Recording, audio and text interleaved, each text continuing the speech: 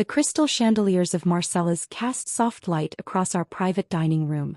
I watched my father blow out the candles on his elaborate birthday cake, surrounded by my brother Derek, my sister Victoria, and about 20 other family members who'd flown in for the occasion. "Make a wish, Dad," Victoria chirped, her diamond earrings catching the light. I sat at the far end of the table wearing a simple black dress I'd bought 5 years ago. My worn leather bag sat at my feet. To everyone here I was still Emily Anderson, the family disappointment who worked some vague job they never bothered asking about. Derek stood up, tapping his champagne glass with a fork. The room fell silent. "I'd like to make a toast," he began, his voice carrying that authoritative tone he'd perfected at his law firm. "To Dad, who taught us the value of success and ambition." Everyone raised their glasses. I did too, quietly. "But I also need to address something important tonight." Derek's eyes landed on me. "We've been supporting Emily for too long. At 31 she should be standing on her own feet." My mother nodded from across the table. My stepmother Patricia actually smiled. "We've discussed this as a family," Victoria added, setting down her glass. "The monthly allowances, the bailouts, the rent payments. It needs to stop." I felt everyone's eyes on me. I took another sip of water and said nothing. "We're cutting you off completely," Derek continued. "It's time you learned independence and responsibility. No more handouts." My Uncle James cleared his throat. "It's for your own good, Emily. We've enabled you long enough," Patricia said, her voice dripping with false concern. "You need to experience real life." I could have spoken up right then. I could have told them the truth. But I'd learned years ago that some lessons are better taught through revelation than explanation. "Emily, do you have anything to say?" my father asked, not unkindly, but with that disappointed tone I'd heard my entire adult life. "I understand," I said simply. "If that's what you all think is best." Victoria looked almost disappointed that I hadn't argued. "Don't you want to know the details? We're canceling the credit card we gave you, stopping the deposits." "That's fine," I interrupted gently. "Really? I understand." Derek frowned slightly as if my calm acceptance had ruined his dramatic moment. "Well, good. We're glad you're being mature about this." The dinner continued. Courses came and went. My family discussed their various successes. Derek's latest case, Victoria's husband's promotion, Patricia's charity event that had raised $500,000. "Emily, are you still working at that little office downtown?" my Aunt Karen asked, her tone suggesting she was trying to be polite. "I am," I confirmed. "Doing what exactly?" Uncle James asked. "Property management," I said simply. "Oh, like being a building supervisor?" Patricia asked, barely hiding her condescension. "That's nice." I smiled and said nothing more. As we finished the main course, I noticed Marco, the restaurant's general manager, hovering near our private room. He caught my eye and I gave him a small nod. "Not yet." The dessert arrived. A spectacular display of Dad's favorite chocolate torte surrounded by sugar sculptures. Everyone oohed and awed appropriately. "This place really is magnificent," my mother said. "How did you manage to get a reservation here, Derek? I heard they're booked months in advance." "I called in a favor," Derek said proudly. "My firm has connections." I bit back a smile. My firm had more than connections. My firm owned the building. Victoria was scrolling through her phone.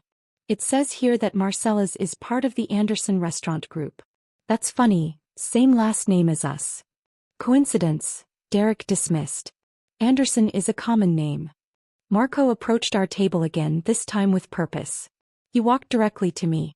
"Ms. Anderson," he said formally, "I apologize for the interruption, but I need your approval on the renovation plans for the kitchen expansion. The contractors are asking whether to proceed with the marble countertops or the granite option you were considering." The table went silent. My father's fork stopped halfway to his mouth. "The marble," I said calmly.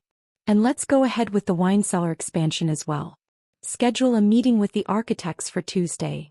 Marco nodded. "Of course. And should I confirm the purchase of the building next door for the expansion?" "Yes. Make sure the current tenants are offered fair relocation packages." "Understood, Ms. Anderson. Will you be reviewing the quarterly reports tonight, or should I send them to your office tomorrow?" "Tomorrow is fine, Marco. Thank you."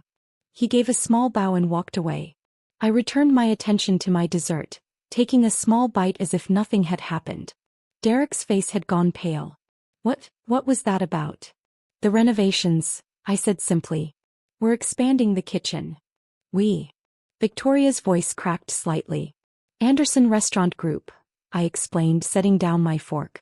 I'm the Anderson in Anderson Restaurant Group. I own this restaurant. And 14 others across the city. My father's champagne glass tilted in his hand, nearly spilling. Own this place? I've owned it for 6 years, I said. I bought it when I was 25 with the money I made from my first 3 restaurant acquisitions. My mother's perfectly made-up face showed genuine shock. But you said you worked in property management. I do. I manage the properties I own. 17 commercial buildings downtown, including the one where Derek's law firm leases office space. Derek's face went from pale to red.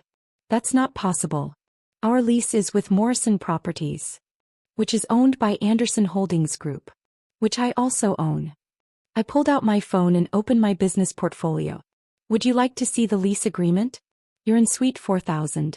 Your firm pays $48,000 a month. I slid my phone across the table. Derek stared at it as if it might explode. Victoria found her voice. The money we've been giving you. I never asked for it, I said quietly. You all assumed I needed it. I opened a separate savings account and deposited every penny you sent. It's sitting there untouched. About $470,000 at this point. 400. My mother trailed off. The rent you thought you were paying for my apartment? I continued. I own that building too. I've owned it for 7 years. I bought it as my first investment property when I was 24.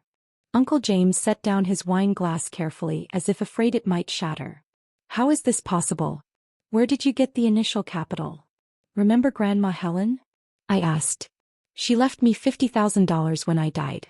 You all thought it was a small amount, not worth mentioning at the reading of the will. You were busy dividing up the real estate and the stock portfolios.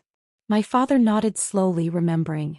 I took that $50,000 and bought a struggling restaurant in the warehouse district.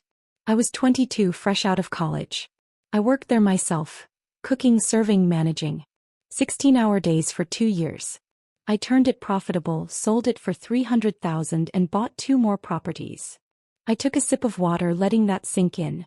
Every time you commented on my little job or my simple lifestyle, I was actually in meetings with investors, negotiating property deals, expanding my portfolio. When you asked why I never traveled, it's because I was working. When you wondered why I never bought a new car, it's because I was investing every dollar back into my businesses. Patricia's hands were trembling slightly. Why didn't you tell us? Would you have believed me? I asked. Or would you have assumed I was lying, trying to make myself seem more important? The silence answered my question. You never asked about my life, I continued, my voice still calm. Not really. You asked questions that assumed failure, then accepted my vague answers because they confirmed what you already believed. Victoria was scrolling frantically on her phone. Oh my God. Emily Anderson, CEO of Anderson Holdings Group.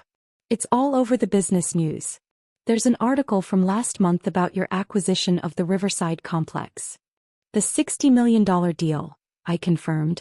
That was a good investment. $60 million? My father's voice was barely a whisper.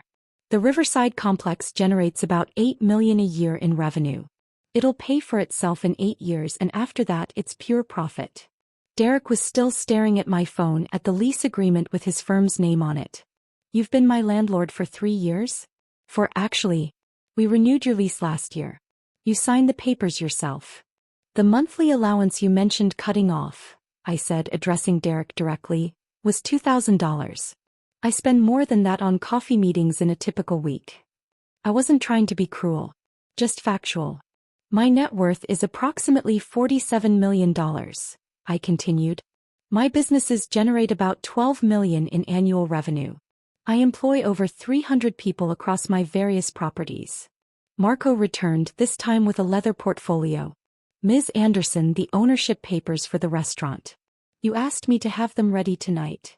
I took the portfolio and opened it, showing the table the deed to Marcella's, with my name clearly listed as the owner. I don't understand, my mother said, and for the first time she sounded genuinely hurt rather than disappointed. Why let us think? Because I wanted to build something that was mine, I explained. Something I earned without the family name or connections. Grandma Helen believed in me when no one else did. That 50,000 was her way of saying she saw potential in me that the rest of you missed. I closed the portfolio and handed it back to Marco.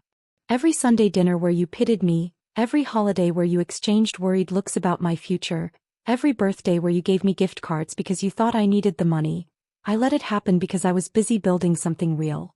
Derek finally found his voice. You could have told us. We could have helped. Helped? I interrupted gently. Like you helped tonight by cutting me off? Or like you've helped for the past 10 years by treating me like a charity case? Victoria was crying now, her perfect makeup starting to run. We thought we were being supportive. You were being condescending, I corrected. There's a difference. My father, who had been silent for the past several minutes, finally spoke. I'm your father. Why didn't you tell me? Because you never asked, I said simply. In 10 years, Dad, you never once asked me what I actually did at work. You never asked to see my apartment or meet my colleagues or hear about my day. You assumed I was failing and you never questioned that assumption.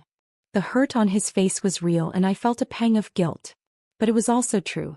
The credit card you're canceling, I added. I haven't used it in 8 years. Sitting in a drawer in my office. The deposits you're stopping? They go into an account I never touch. I've been financially independent since I was 24 years old. Patricia was dabbing at her eyes with her napkin. We feel like fools. You're not fools, I said.